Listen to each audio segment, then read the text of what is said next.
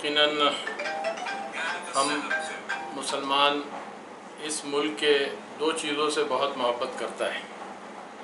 एक तो हमारा मुल्क जिससे मुसलमानों को मोहब्बत है, दूसरी हमारी शरीयत। दोनों मुल्क की मोहब्बत और शरीयत की मोहब्बत में हमें कोई हमारे अंदर कमी महसूस नहीं करते हैं और कंप्रोमाइज़ नहीं करते हैं। मुल्क का जो मोहब्बत है वो हमारी शरीयत हमको ये इजाज़त देती है, हिब्बुल वतन जुज़ुल ईमान। वतन की मोहब्बत ईमान का जुज़ है और मुसलमान को सबसे बड़ी चीज़ जो है अपना ईमान अज़ीज़ है। ईमान के मामले में मुसलमान की कभी भी किसी भी चीज़ को लेके कोई कंप्रोमाइज़ नहीं है। मुल्क के अंदर सुप्रीम कोर्ट का फ़ैसला है। सुप्रीम कोर्ट हमारे मुल्क की ये सर्वोच्च नाले है, ये सबसे बड़ी अदालत है और इसका भरोसा मुसलमानों का इस मुल्क में उस अदालत के ऊपर भी पूरा है।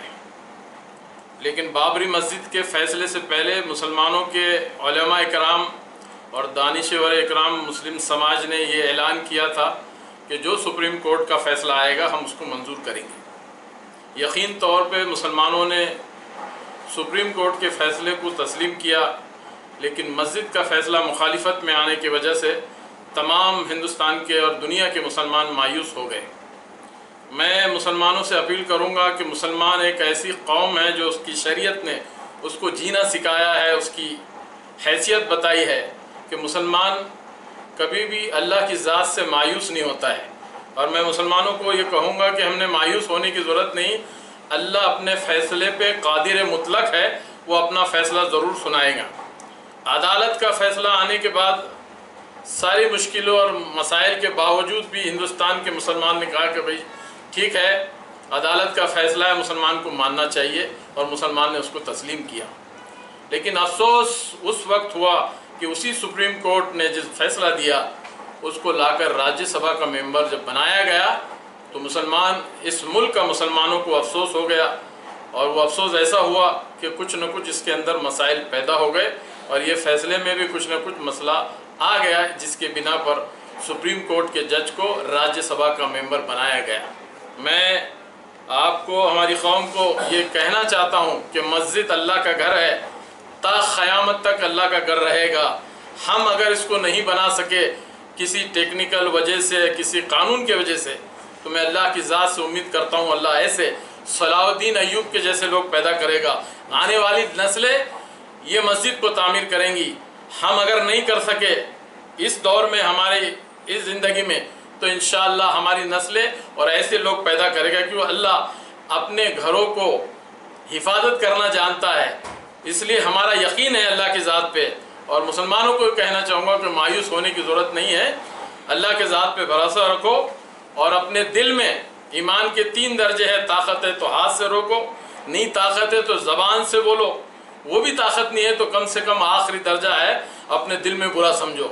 लेकिन अफसोस इस बात का है, कल कुछ ही दिनों के अंदर में तेलंगाना के अंदर में हमने देखा फिर 2 मस्जिदें सेक्रेटरीज में गिरा दी गई। और मैं आपको बोलना चाहूँगा, जब बाबरी मस्जिद गिरी थी उस वक्त हमारे देश के प्रधानमंत्री नरसिम्हा राव थे।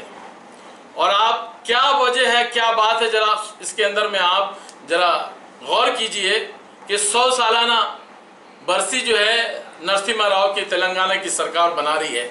क्या उस मौके पे ये खुशी के एहज़ार में 2 मस्जिदों को कलादम करके सेक्रेटरीट की 400 सालाना पुरानी मस्जिदों को गिरा दिया गया, एक बेगम पेट की मस्जिद को गिरा दिया गया। और वो मुसलमान लीडर जो बाबरी चिल्ला रहे थे, क़यादत करने वाले ख़ाइन हो गए और मुंह में लड्डू लेके खामोश बैठ गए। उस बात का अफसोस हमें है।